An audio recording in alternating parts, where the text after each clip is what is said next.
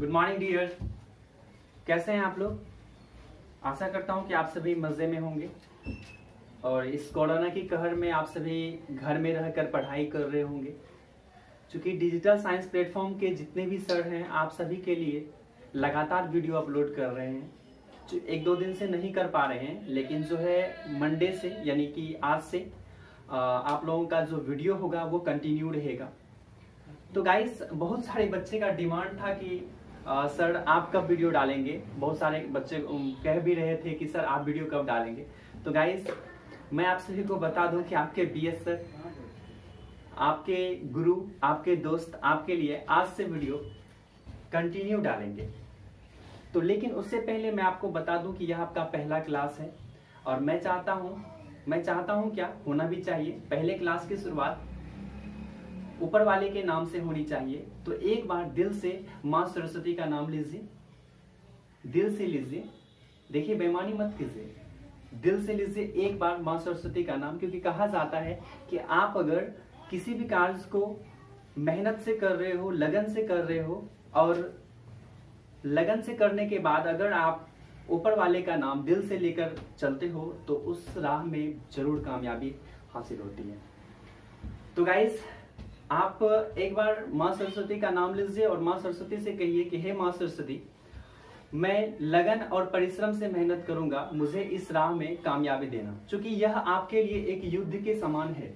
आप जो है 12th का जो एग्जाम देने जा रहे हो, आपके लिए यह एक युद्ध का समान है।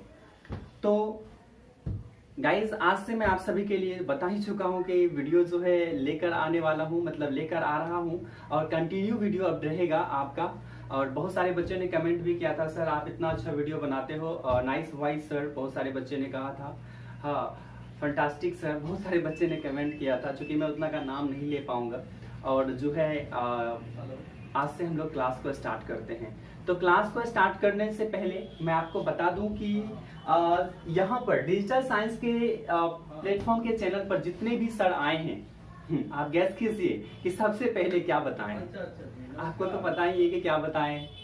जी हाँ, आपने सही सोचा, आपने सही गैस किया है कि आपके सभी सर यहाँ पर आए हैं तो सबसे पहले सिलेबस को बताए हैं। आप सोच रहे होंगे आखिर सभी सर सिलेबस ही क्यों बताते हैं। गाइस, आपने अक्सर सुना होगा कि किसी भी कार्य को करने से पहले उसके पहले एक प्रोग्राम जरूर रखा जाता है। अगर आप एक प्रोग्राम बना के कार्य करते हो ना, तो काम में जरूर कामयाबी हासिल होती है। एक आपका एम बन जाता है, एक लक्ष्य बन जाता है कि मुझे वो चीज को पाना है ना। तो आप क्या करने लगते हो, आप उसके ऊपर काम करने लगते हो। तो इसीलिए प्रोग्राम जरूर करनी चाहिए, प्रोग्रामिंग जरूर करनी चाहिए। जब आप प्रोग्राम करके कोई काम करते हो तो काम करने में मजा आता है।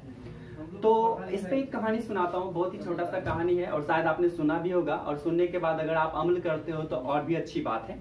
तो सीधा समझिए कि एक चौराहे पर एक व्यक्ति जाता है, मतलब कि एक व्यक्ति घर से निकलता है और चौराहे पर जाता है और जाने के बाद जो है वह सोचता है कि अब मैं किधर जाऊं। चूंकि चौराहा है, अब चारों तरफ रास्ता खुला हुआ है उसके लिए, लेकिन वह जो है ना, वह सोचने लगता है चौराहे पर जाकर के कि मैं जाऊं तो जाऊं किधर जाऊं, इधर जाऊं, इधर जाऊं, इधर जाऊं या इधर जाऊं, है कि नहीं है।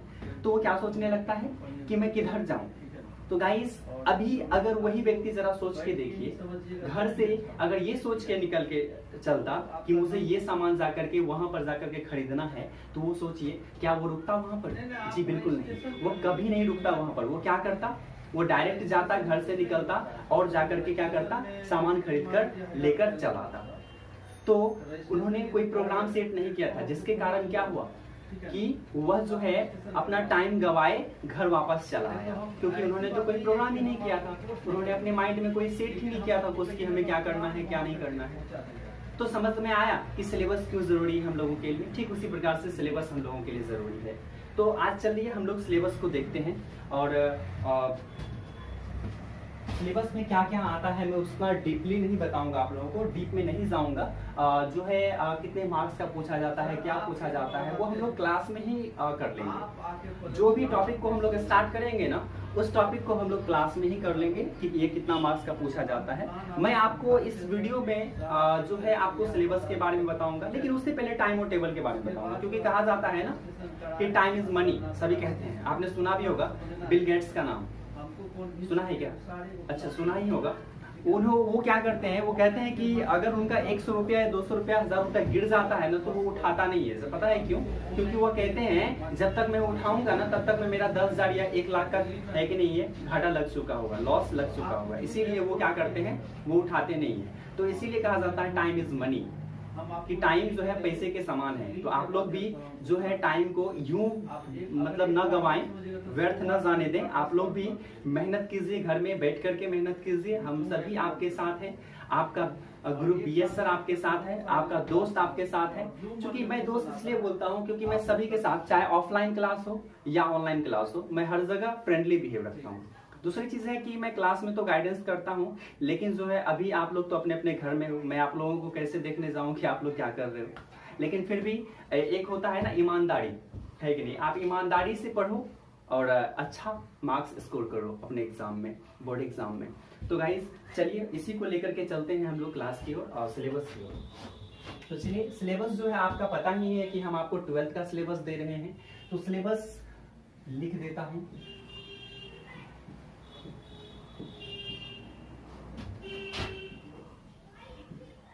for 12th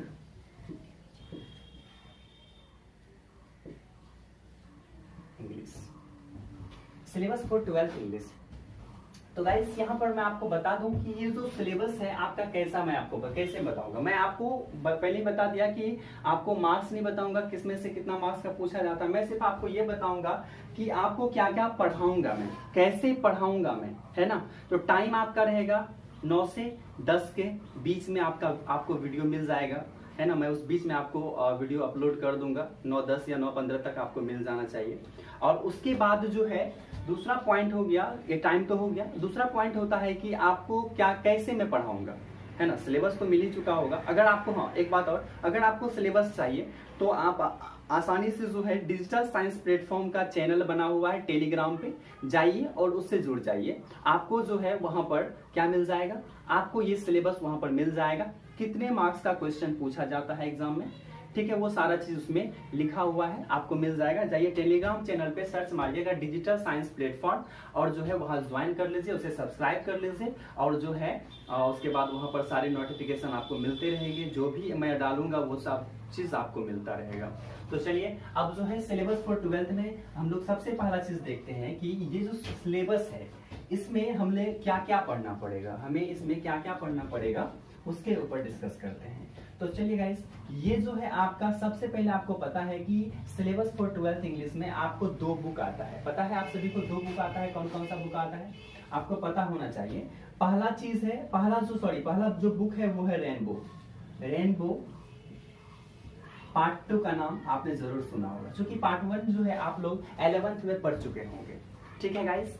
और जो है दूसरा जो हमारा है द स्टोरी ऑफ इंग्लिश का, ये भी रेनबो का ही बुक आता है, द स्टोरी ऑफ, या फिर आप इसे द हिस्ट्री ऑफ इंग्लिश भी बोल सकते हो, अंग्रेजी का इतिहास, ठीक है गाइस। अब जो है द स्टोरी ऑफ इंग्लिश का जो बुक है यह भी रेनबो का ही आता है, ठीक है। तो इसे भी आपको परचेज नहीं करना है इसे, क्योंकि मैं इसका नोट्स आपको अवेलेबल कराऊंगा। और जो है इससे जो एग्जाम में पूछा जाता है, याद रखिएगा, चाहे आप साइंस से हो, कॉमर्स से हो या आर्ट्स से हो, तीनों से, आप तीनों में किसी भी स्ट्रीम से हो, 12 से 15 मार्क्स का क्वेश्चन आता ही आता है हर बार एग्जाम में, याद रखिएगा। तो जरा सोच के देखिए कि कितना इंपॉर्टेंट है ये 12 से 15 मार्क्स, और इसे हम लोग 10 से 15 दिन में खत्म कर लेंगे। लेकिन बहुत सारे सर जो है नहीं भी करवाते हैं और नोट्स थमा देते हैं, लेकिन मैं आपको करवाऊंगा, द स्टोरी ऑफ इंग्लिश को अच्छे से पढ़ाऊंगा, ताकि आपका जो 12 से 15 मार्क्स है वो स्कोर हो सके एग्जाम में। नेक्स्ट पॉइंट हमारा आता है ग्रामर का। ग्रामर सेक्शन में आपको जो टॉपिक पढ़ने होंगे, मैं हर एक टॉपिक का नाम नहीं लूंगा, अगर आपको जानना ही है तो मैं 2-4 टॉपिक बता देता हूं, लेकिन इतना याद रखिएगा कि आपको जो आप अगर चाहते हो ये क्या बोलते हैं सिलेबस लेना, तो सिलेबस आराम से जाकर के आप चैनल सब जो मैंने बताया टेलीग्राम चैनल पे आप ज्वाइन हो जाओ, वहां पर आपको मिल जाएगा। तो सिलेबस मैं वहां डाल दूंगा। उसके बाद जो है ग्रामर से जो टॉपिक होगा वो हम लोग देखते हैं कि कब स्टार्ट करते हैं। चलिए तो अभी मैं आपको बता देता हूँ रेनबो पार्ट 2 जो है, रेनबो पार्ट 2 से आपको पता ही है कि क्या क्या पूछा जाता है और क्यों पढ़ना जरूरी है, मैं आपको बता देता हूँ। सबसे पहला चीज, रेनबो पार्ट 2 से आपको मैचिंग पूछा जाता है जो 5 मार्क्स का होता है।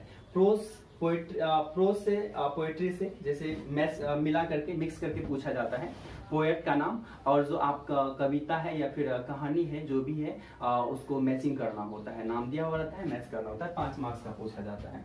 और दूसरा जो है आपको पता ही है गाइस, रेनबो पार्ट 2 से आपको समरी पूछा जाता है, प्रोज सेक्शन से और पोएट्री सेक्शन से, दोनों से पूछा जाता है। और दूसरा जो है तीसरा पॉइंट जो है आपका, ये तीसरा पॉइंट है एक्सप्लानेशन। एक्सप्लानेशन जो पूछा जाता है प्रोज से भी पूछा जाता है और पोएट्री से भी पूछा जाता है, 4-4 मार्क्स का, और 5-5 मार्क्स का तो समरी पूछा ही जाता है। क्वेश्चन पूछा जाता है इससे 10 मार्क्स का, और जो है ऑब्जेक्टिव पूछा जाता है बुक से, इसी बुक से 20 मार्क्स का, मतलब इसको भी लगा करके, ठीक है ना, 20 मार्क्स का पूछा जाता है। तो आप समझ ही गए होंगे कि इसे पढ़ना क्यों जरूरी है और कितना इंपॉर्टेंट है ये। और ग्रामर से जो पूछा जाता है ऑब्जेक्टिव में जो पूछा जाता है वो पूछा जाता है 30 मार्क्स, 30 मार्क्स, 30 मार्क्स का पूछा जाता है। उसके बाद हम लोग बात कर लेते हैं, अभी जो है आप समझ ही रहे होंगे कि सब्जेक्टिव और ऑब्जेक्टिव 2 पार्ट में बढ़ चुका है। हमारे पास जो 60 क्वेश्चन होता है वो होता है किसका, ऑब्जेक्टिव का, और दूसरा जो होता है हमारा सब्जेक्टिव होता है।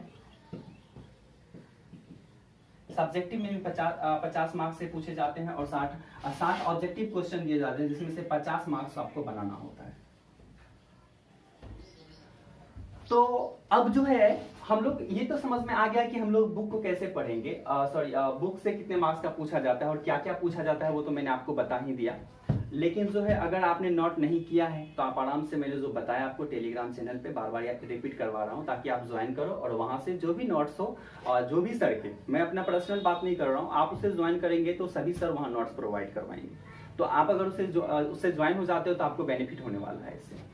तो उसके बाद जो है आपका ग्रामर से जो 30 मार्क्स का पूछा जाता है, इसमें मैं आपको जो सबसे पहला टॉपिक जो लूंगा वो टॉपिक क्या होगा उसके ऊपर डिस्कस कर लेते हैं।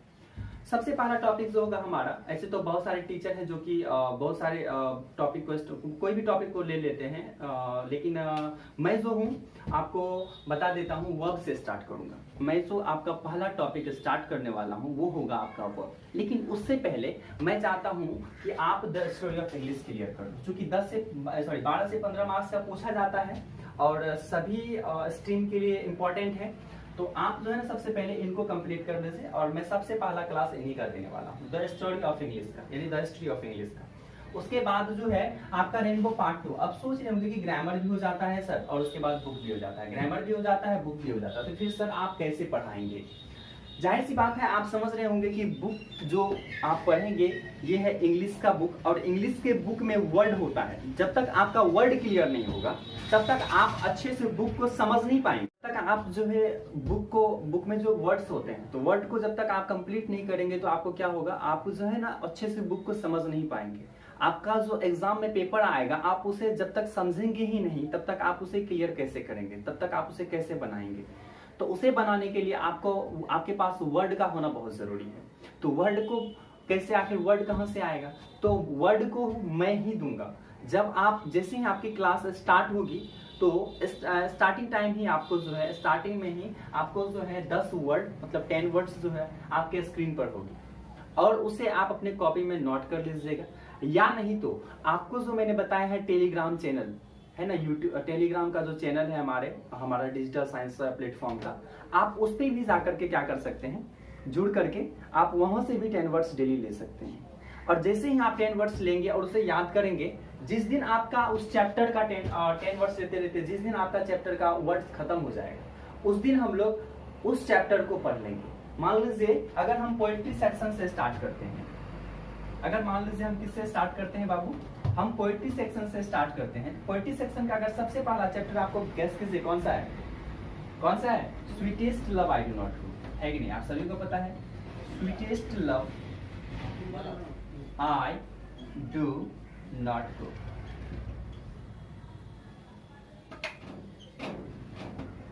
तो sweetest love I do not do जो चैप्टर है, इस चैप्टर का जैसे ही आपका सारा वर्ड खत्म हो जाएगा, उस दिन हम आपको बुक पढ़ा देंगे और उसी दिन आपका ऑब्जेक्टिव भी क्लियर करवा देंगे।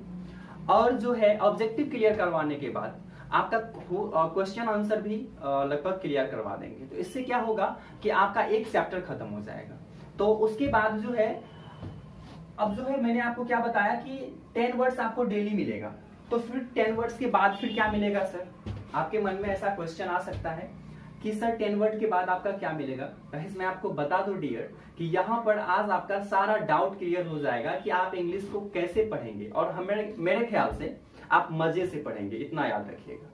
तो अभी जो है आपको मैं ये बता रहा था कि जैसे ही पोएट्री सेक्शन का क्या खत्म हो जाएगा, 10 वर्ड्स खत्म हो जाएगा, तो आपको 10 वर्ड्स देने के बाद ग्रामर सेक्शन पे लेके आऊंगा।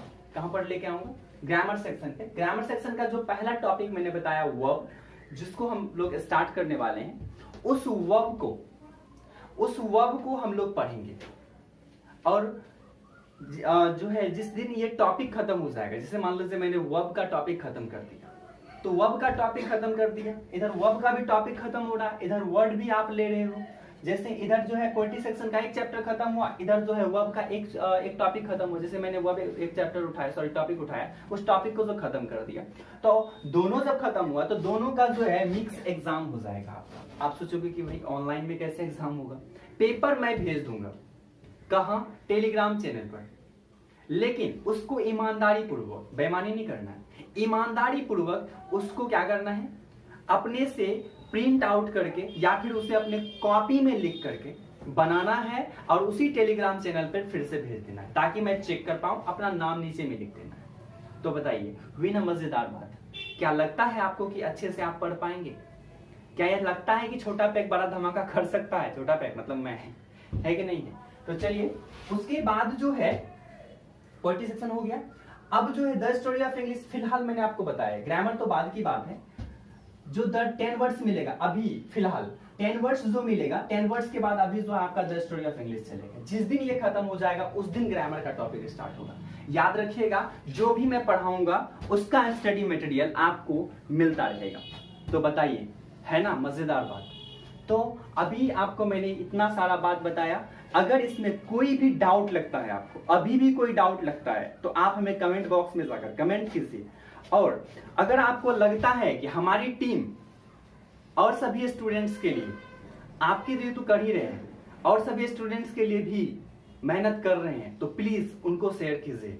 मैं आपसे वादा करता हूं कि वो आपको लाख लाख बार धन्यवाद बोलेंगे। पता है क्यों? क्योंकि अभी सबको एग्जाम का प्रेशर है, लेकिन प्रेशर नहीं लेना है, पढ़ना है। ठीक है गाइस? तो बस इसी के साथ मैं वीडियो को खत्म करता हूं। Thank you, love you guys, love you all. जो भी इस वीडियो को देख रहे हैं, टेक केयर और घर में रहिए, मजे में रहिए।